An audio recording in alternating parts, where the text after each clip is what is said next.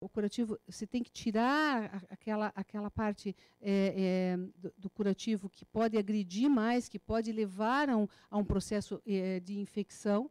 Então, por isso, esses curativos frequentes, sempre limpo, de preferência o curativo seco, não utilizar produtos químicos, evitar tanto líquido como pasta, como pomada, como qualquer coisa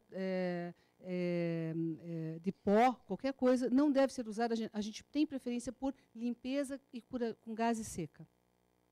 E quando vai retirar, daí sim, umedecer. Assim que possível, a hidratação e a massagem cicatricial, importante. E, em relação às órteses, lembrar de uma indicação precisa. Você deve utilizar a imobilidade de uma região somente por pouco tempo. Então, a gente é muito contra a indicação excessiva de órtese. O paciente tem dor, você usa órtese. O que você está fazendo? Você está criando uma função que não é adequada. Então, por exemplo, eu tenho dor no punho, eu vou colocar uma órtese para evitar de movimentar o punho. Como é que eu vou usar a minha mão? Vou sobrecarregar os meus flexores dos dedos. E daí eu vou começar a ter dor nos meus flexores dos dedos. E daí eu vou ter aquela falsa impressão de que quando eu tiro a tala do punho, eu vou começar a movimentar, parece que não tem dor. Só que o que aconteceu? O meu músculo, pela imobilidade, ele enfraqueceu. Porque eu perco massa muscular a partir do momento em que eu parei de movimentar. E daí, quando eu começo, a primeira carga que eu for fazer, eu vou de novo ter dor. E vou criar um mecanismo contínuo dessa imobilidade, de dor, de edema, que vai levar a uma síndrome crônica. O que nós temos que privilegiar sempre é a função da mão. Isso o mais rápido possível. Então, gente, muito obrigada e fico à disposição de vocês.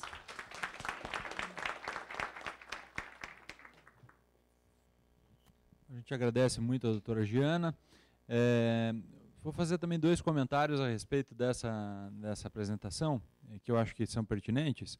Um é que quebra o conceito de algumas pessoas, que o doente ele só tem que voltar ao trabalho quando ele está com, por exemplo, uma consolidação em raio-x ou plenamente capaz. Pelo que eu entendi, essa mobilização precoce deve ser estimulada. Senão, ainda é possível haver uma iatrogenia desse paciente, né? Então, e esses mecanismos de órteses, muitos deles, eles estimulam ao movimento, como aqueles do elástico, etc. Então, isso é um primeiro ponto. O outro, que eu até estava falando com o José Eloy, que eu acho bem interessante em relação a órteses, hoje em dia as impressoras 3D têm softwares que fazem órteses para a pessoa especificamente.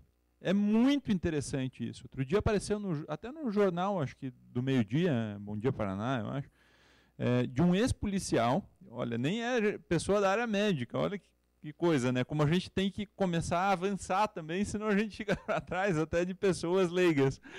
Ele puxou um software da internet, comprou uma impressora 3D e estava fazendo gratuitamente para as pessoas que tinham amputações, equipamentos, e eles conseguiam fazer pressão palmar, pessoa que não tinha mais mão, tudo, um negócio bem bonito, assim. Claro que não é um profissional da nossa área, mas ele já estava avançando num caminho que eu, antes de ver aquela reportagem, eu não conhecia, que já existia isso, não sei quem mais viu, aqui em Curitiba. Ah, eu vou passar para a Giana, bacana, vamos lá.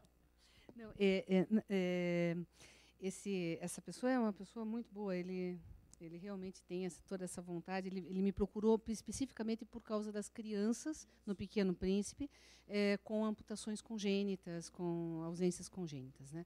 E realmente é muito bonito o trabalho dele, e a gente tem uma relação assim que ele pode, sempre que existe essa indicação de, pelo menos quando a criança ou os pais têm essa vontade, a gente tem conversado com ele também para que ele possa fazer esse tipo de, na verdade, de prótese daí que ele faz. A grande questão, só fazendo um adendo, né, é que as próteses, que são esses elementos de substituição, para o membro superior, elas são muito pouco utilizáveis hoje, porque nós temos um grande problema na função da mão, que é a sensibilidade. Então, por mais que a gente tenha movimento e possa fazer movimento com a prótese, a gente não oferta sensibilidade. E isso é a grande limitação. Mas é tudo válido. Agora, há pouco tempo, tem um aluno que é da Federal, né, que também apresentou um trabalho que eles estão fazendo também com impressora 3D. Existem locais de impressora 3D hoje que são gratuitos, que você pode fazer, você baixa o software e você fazer. O pessoal da terapia da mão, que está aqui atrás também, em São Paulo tem o pessoal do HC, que também tem impressora 3D, que também faz isso. Então, eu acho que é uma coisa muito interessante, só lembrando essa ressalva, que principalmente para a criança a gente tem muita dificuldade de adaptação, porque eles utilizam isso mais como brinquedos, né? E como não tem a sensibilidade, ele acaba se adaptando muito mais àquela ausência dele, porque ele nasceu com ela, para ele é aquele o padrão dele, do que um adulto. Por exemplo, um de nós, se a gente perder um dedo, é capaz da gente se adaptar mais fácil a uma prótese na mão do que uma criança, né? Só essa ressalva aí. Jane, obrigado pela apresentação. Agora, queria fazer uma colocação, acho que para o grupo todo. Muito interessante esse aspecto da terapia ocupacional, especificamente da mão. Esse serviço é disponível nos convênios médicos? Quando você encaminha especificamente ao serviço de terapia ocupacional de mão, ou você encaminha para a fisioterapia e o convênio que se vire? Nós temos, por ser um serviço de residência, nós temos, tanto no Hospital Pequeno Príncipe como no Hospital Cajuru, nós temos o acompanhamento do serviço de terapia da mão, que é da doutora Shirley, ela é professora também disso, ela tem um curso de formação de terapeutas da mão, que tanto podem ser terapeutas ocupacionais como fisioterapeutas. O que a gente orienta sempre assim, que seja, quando o paciente tem condição de fazer a terapia na mão, obviamente ele vai para a terapia na mão. Só que o convênio não cobre isso. Existem algumas clínicas de fisioterapia que têm o terapeuta da mão hoje, que fazem algum tipo de encaminhamento dentro da fisioterapia. Então, se vocês quiserem, existem 3 ou 4 escritórios hoje aqui de terapia da mão em Curitiba. A gente pode passar o contato para vocês, né? E para vocês também saberem, conhecerem o trabalho, um trabalho muito bonito. E elas têm toda uma formação, é um curso de 2 anos, com monografia, elas têm toda uma orientação para poder fazer essa reabilitação adequada do membro superior. Tá bom? A gente agradece muito a Joana, e eu já encaminhei para a terapia da mão pacientes, e realmente tem essa dificuldade. Se você fizer pelo caminho normal do convênio de pedir fisioterapia, acaba não indo da maneira que a gente espera. Muito pertinente a pergunta também. Bom, vamos chamar então o Dr. Eduardo Novak para conduzir então essa parte relacionada à continuidade do atendimento pós-trauma. Obrigado, Dr. Eduardo. Obrigado, Guilherme. Obrigado pelo convite. Vou ficar desse lado aqui, que eu acho que fico mais confortável aqui, falando aqui à esquerda de vocês. Muito do que já foi, do que eu vou passar aqui, vocês já tiveram oportunidade agora a doutora Giana acabou comentando algumas coisas sobre tempo de cicatrização, né? Então eu vou fazer um apanhado disso e tentar acrescentar alguma coisa na nossa palestra aqui. E o Guilherme acabou puxando e me deixou aqui, eu acho que a gente combinou, né, Guilherme? Falou assim, vamos falar aqui uma coisa diferente da outra, né? Então eu tinha preparado esse slide aqui, que é o conceito que a gente tem que ter de cura biológica, é muito diferente de cura funcional, que pode ser muito diferente do retorno ao trabalho. São coisas que, se você for ficar esperando o tempo de cicatrização de um músculo, ele vai levar 6 semanas. Pega jogador de futebol e o cara às vezes deixa ser escalado para a Copa do Mundo porque fez uma lesão de músculo. Mas o que ele machucou? O músculo. E ele fica lá 6 semanas, 8 semanas sem poder jogar bola porque machucou o músculo. Você pega um tendão, vai levar mais tempo. Você pega ligamentos, né? Olha, de 3 a 12 meses para cicatrizar completamente ligamento. De osso, 6 a 18 semanas, ou seja, são prazos elásticos, aqui, prazos bastante dilatados aqui, que acabam fazendo com que nós, médicos assistentes, tenhamos uma conduta. E vocês, médicos do trabalho, e que exercem uma função mais pericial, assistencial também, mas mais pericial, tem uma conduta diferente, uma expectativa diferente de retorno ao trabalho, daquilo que a gente está, do nosso ponto de vista, que seria a cura funcional. Vou começar falando aqui de uma das principais, das lesões mais frequentes aqui. Eu só coloquei o exemplo do entorse de tornozelo aqui, porque é o que a gente mais vê, né? O que mais torce, né? Mais torce é tornozelo. Então, todo mundo aqui já virou ou vai virar o tornozelo, né? Assim como vão ter dor nas costas e dor no ombro, 100% vão ter, né? Ou morre antes ou vai ter, né? Então, entorse de tornozelo é isso aí. Vocês veem lá como é que é a recuperação, né? 2 semanas, 3 semanas, 6 semanas, e daí fica lá depois 3 meses, 4 meses, 6 meses inchando o tornozelo, em decorrência de um simples entorse. Por quê? Porque acontece toda essa fase cicatricial aqui, que vai remodelando e o organismo vai se estruturando para reparar aquela lesão, que leva esse tempo todo. Então, não é incomum nós vermos aí, em pós-operatórios, ou mesmo pós-lesões maiores, o paciente ficar 1 ano, 1 ano e meio, 2 anos, até o terreno se acomodar completamente e acabar o paciente ficar sem dor, né? Claro que você não vai esperar esse tempo todo, de 2 anos aí, para ele poder retornar para o trabalho, porque ele fala assim, eu quero ficar 100% recuperado, né? Então, isso não existe, né? Do nosso ponto de vista aí, né? E as articulações torcem também, as articulações pequenas, né? Então, dedos torcem com frequência. Quanto tempo eu espero que seja cicatrizado o ligamento desses de dedos aqui? Mais ou menos no prazo de 3 semanas, eu vou ter uma cura biológica, tá? A cura funcional do entorse de dedo, quanto tempo? 3 dias, 5 dias, né? É diferente, né? Isso aí, os prazos são muito diferentes, né? Mas tem que cuidar, porque não é só isso, né? Às vezes a gente vê aqui uma torção, que nem já foi falado desde a doutora Flaviana aqui e já foi repetido, né? Que existem as lesões que são, elas parecem que são só entorses simples e acabam lá, fazem luxações, né? Fazem subluxações, lesões de placa volar, fazem lá as botoeiras, os dedos de martelo, as fraturas ocultas, né? E a gente tem que estar ciente de que isso pode estar em curso, né? Então, desconfiamos, né? E às vezes a clínica é pouca mesmo. O que o paciente, quando chega para a gente, né, para nós ortopedistas, o paciente chega, ele está na expectativa, ele teve um trauma, ele está na expectativa que não tenha tido fratura, né? E daí ele chega e fala assim, acho que não tem fratura, né, porque eu estou mexendo, né? O diagnóstico dele assim, como eu estou mexendo e estou com pouca dor, não tem fratura. Não é verdade isso aí, né? Existem fraturas que, pega a fratura de metacarpal, por exemplo, o paciente abre e fecha a mão normalmente. E ele está com uma fratura completamente desviada. E ele abre e fecha a mão normalmente. Então, precisa ser avaliado, precisa ser radiografado e ver. E às vezes existem as lesões que são ósseas e as lesões de partes moles. Você tem que saber que não é só osso que machuca, é só osso que aparece no raio-x, mas não é só osso que machuca, né? Então, o dedo em martelo, que também já foi dito aqui. Quanto tempo que eu preciso para tratar um dedo em martelo? Que são lesões frequentes, dedo de martelo, a gente atende bastante, né? Veja que é um tempo que eu preciso para cicatrizar esse tendão, aqui na posição dele, quando eu coloco uma tala aqui que eu hiperestendo, que eu vou trazer este coto com este coto aqui, eu preciso de 6 semanas, 8 semanas que as coisas fiquem em contato, mas em contato em que porcentagem do tempo do dia dele? 100%. Mas eu vou deixar só 99,9% do tempo com uma tala imobilizada. Vai funcionar? Não. Eu vou tirar só para tomar banho. Vai dar certo? Não. Você perdeu tudo que você fez.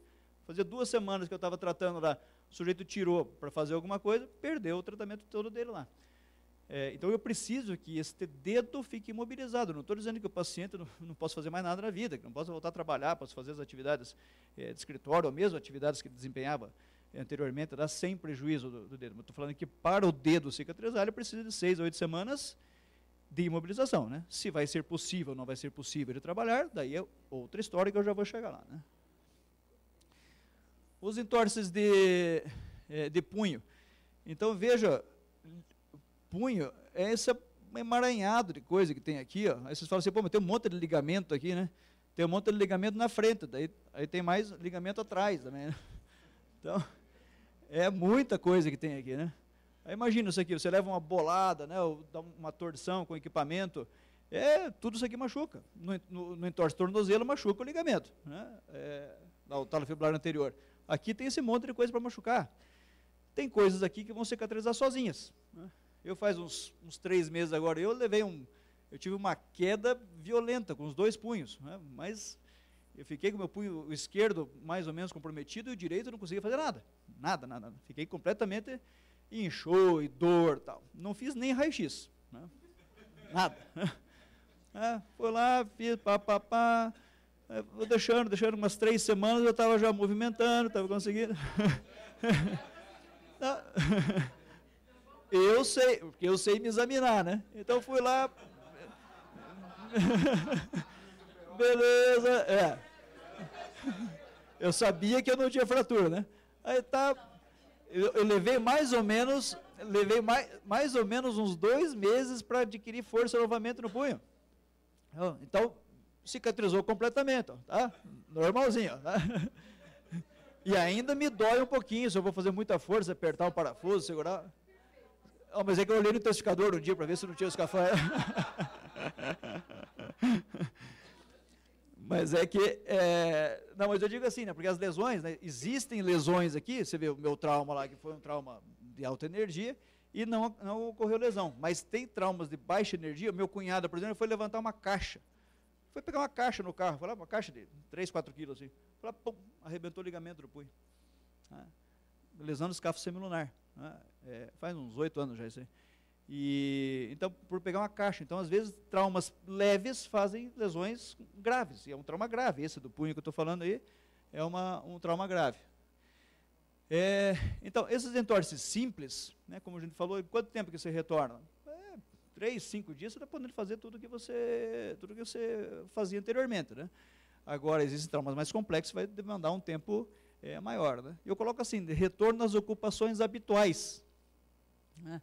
Esse é prazo de 3 a 5 dias. Não estou nem colocando retorno ao trabalho, estou falando retorno às ocupações habituais, né?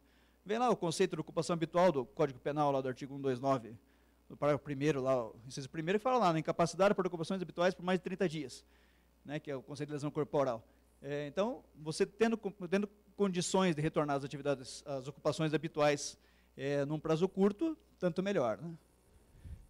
As lesões de ponta de dedo, o doutor Alencar falou, então nós temos lá as feridas em geral, que são só lesões superficiais, lesões de pele.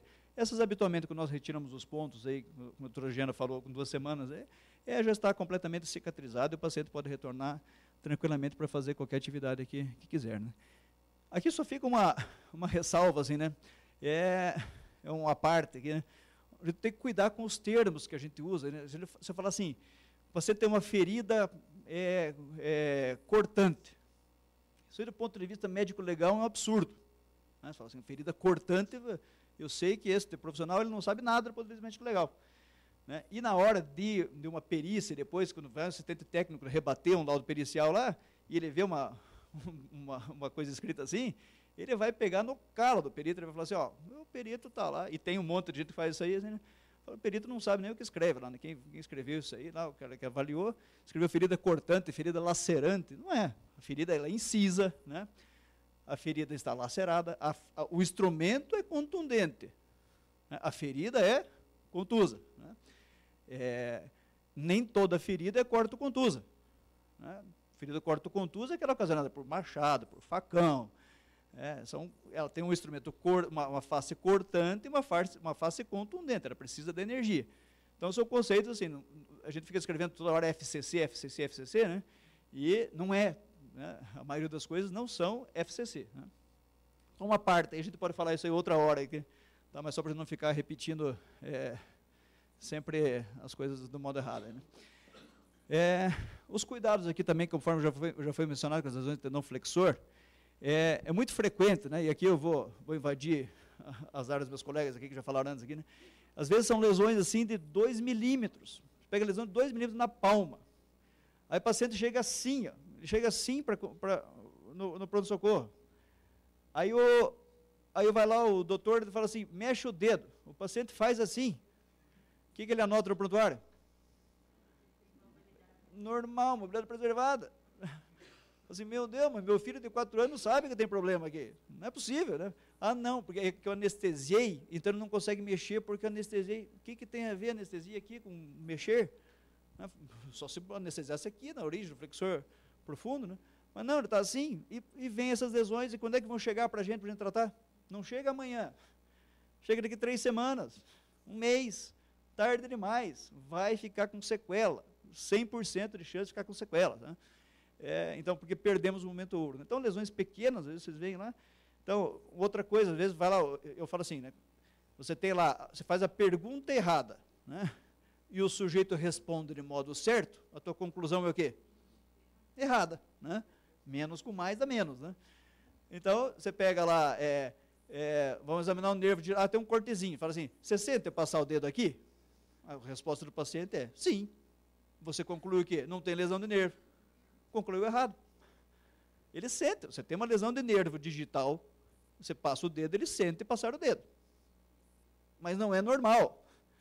Só que você anotou errado, você perguntou errado, ele respondeu certo, você concluiu errado. E ele está com a lesão de nervo, vai ficar para sempre com a lesão de nervo. Então, está sentindo, está normal, está igual ao outro dedo?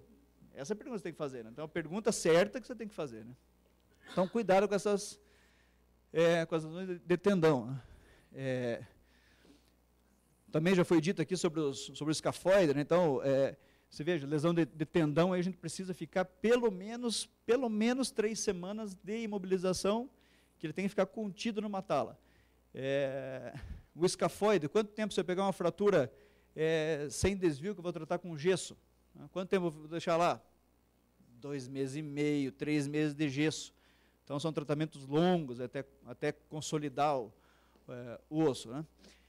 Lesões de tendões, então, a gente tem esse prazo também, que esse primeiro da imobilização de 2 semanas, de 3 semanas, pelo menos, e depois todo o prazo de reabilitação, né?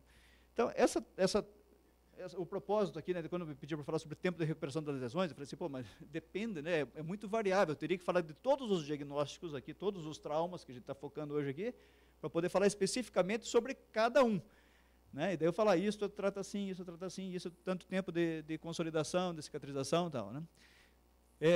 Então, o que a gente não pode, do meu ponto de vista, o que a gente não pode exigir do trabalhador, no caso lá, né? Que ele retire a órtese por algum tempinho. Não, só para fazer, vai, ele faz aquilo ali, só um pouquinho ali, e depois você recoloca. Não vai dar certo. O senhor fez uma lesão ligamentar de punho, fala assim, vai lá e carrega peso. Não vai dar certo também, né? Está tratando uma fratura, às vezes você trata fratura com tala de alumínio, ou mesmo uma tala gessada, daí você fala assim, tira temporariamente. Dependendo do jeito que você está tratando, não vai dar certo, né? Você vai pedir para ele fazer uma coisa que não vai dar certo. Isso aqui a gente sofre, cajuruzão, chega lá, a gente fica 3 horas dando ponto lá, vai lá com lupa, não sei o quê, aí fica bom, você olha, nossa, vai ficar 100% esse tendão aqui. O paciente vai lá, 5 dias, aí na alta você fala assim, né, você escreve, você orienta, não tire essa tala por nada, né? Só nós podemos mexer na tala. O que acontece? Eu fui lá no posto de saúde, falei que estava coçando, eles falaram, tiraram a tala, daí está aqui meu dedo, está assim, né? Aí você faz o quê? Pois não, vamos operar de novo. Vai lá, faz tudo de novo, né? Infelizmente, isso acontece, né? Independentemente do que a gente propõe para o paciente, né? Então, em resumo aqui, né? Essas lesões de pouca repercussão, retorno às ocupações habituais, imediatamente. 2 dias, 3 dias, 5 dias. Prazos bem curtos, né, para retornar às ocupações. Essas de média repercussão aí, 3 semanas. 3 semanas é um tempo bom. Sempre o paciente pergunta assim, quanto tempo? Torci o tornozelo. Quanto tempo eu vou levar para... mais ou menos 3 semanas. 3 semanas é um prazo bem bom para uma cura funcional, né? Essas lesões maiores aí às vezes precisam de 60 dias ou mais, né? Esta questão como eu estava falando aqui, a cura biológica, né? Nós temos um conceito, nós médicos assistentes, nós temos esse conceito da cura biológica. Então, de vez em quando vem alguém lá, vem atleta, né? O cara fala assim, esses dias até eu acho que eu contei para vocês lá, veio um jogador desses aí, eu não conheço muito esse jogador de futebol aí, mas aí veio lá o cara lá, fraturou a mão. Eu falei, o que você é? Você é goleiro? Não, sou volante. Aí Ah, tá, vamos tratar, indicação de cirurgia. Não, tem que falar com o meu médico, fala com o médico do clube. Não dá para operar, porque senão você vai colocar uma placa e depois ele vai cair, e daí ele pode fraturar com a placa. Então tá, não trata com gesso. Dá para tratar com gesso? Dá, mas não garanto, tá bom. Aí vai lá, põe o gesso, aí, não sei, foi você, Eloy, que me falou, não, o sujeito jogou agora, no fim de semana, tinha 10 dias que tinha colocado o gesso dele, não, ele jogou domingo. Falei, como? Não, ele está jogando, tirou o gesso e foi jogar, né? Então, assim, do meu ponto de vista, ele ia ficar lá 6 semanas, 8 semanas, até cicatrizar bem. Falei assim, imagina se eu falo com 3 semanas que já consolidou o osso, ele vai lá, vai correr, cai, fratura de novo, a culpa é minha, né? Então, no meu ponto de vista, eu ia deixar 6 semanas. Pro clube e para ele, 10 dias foram suficientes. O problema é deles, né? Mas eu sou obrigado a indicar o tempo que eu estou falando que vai curar. Eu sou obrigado a falar. O médico do clube que se responsabiliza dali para lá, né? Então, essa cura funcional, ela é de uma atividade mais voltada para a perícia e não do médico assistente. Nada impede, né, de que a gente discuta. Nada impede. Eu não sei, parece que tem um bloqueio, assim, né, que as pessoas não vêm falar com a gente. Assim, custa, né? Assim, o médico assistente está lá. Escuta, o que acontece se eu tirar essa tala do paciente aqui? Nesse prazo, se você quiser tirar 2 horas por dia, você pode. Tem situação que eu posso falar isso aí. Ou eu falo assim, não, você não pode tirar essa tala por nada. Tá, o que você acha dele fazer uma atividade de escritório lá? Não sei o quê? Tá bom, nesse caso tudo bem. E o outro caso? Não, o outro caso não pode fazer nada, vai ter que ficar em casa. Então nós temos essa abertura que vocês podem discutir, né? Eu acho que tem que ter essa interação com o médico assistente, né? Quanto mais houver interação, quem vai ser beneficiado nós estamos trabalhando em prol do doente, né? Discutir com a gente, né? Eu dou, vocês lembram as aulas de ética médica aqui para o 4º período, eu falo assim, eu venho aqui, eu desenho uma bola no quadro. Aí eu pergunto para eles, isso aqui é uma bola? Eles falam sim, eu falo, não, isso aqui é um círculo, né? Isso aqui é um círculo. Eu falei assim, mas estamos todos presos aqui dentro. Não, todos nós, todos os profissionais envolvidos, né? Nós estamos aqui dentro, a gente está aqui dentro.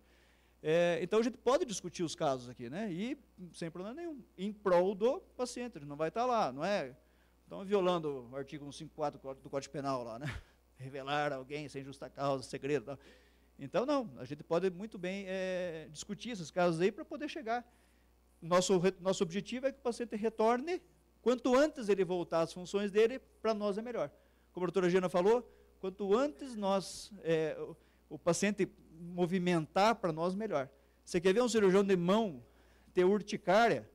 É chegar um paciente com uma tala de punho, tá? Ele não teve trauma, não teve nada, chega uma tala de punho que está todo marcado assim, não, pelo velcro, ele aperta bem aquilo lá, tudo é demasiado o dedo aqui, o antebraço, né? E ele chega lá e fala, não, faz 2 meses que eu estou usando isso aqui porque eu morro de dor no punho. Mas o que você tem? Né? Qual que eu tô... Não, eu tenho LER, né? Isso aí esse a gente sai, assim, não existe isso aí, né? Não existe imobilização. Eu estou com uma epicondilite lateral, assim, eu vou usar 6 semanas de tala. Maluquice, do ponto de vista de cirurgião de mão, né? Maluquice, né? Você não vai, né? Você não pode fazer essas coisas, né? Você acaba prejudicando o paciente, vai atrofiar, vai dar mais dor ainda, atrofia da dor, daí entra esse círculo, a doutora Giana falou, né? Então, em síntese, é isso aí, né? Nós estamos abertos aí para a gente poder discutir com vocês, caso a caso, para poder ver o melhor para o paciente, né? Obrigado.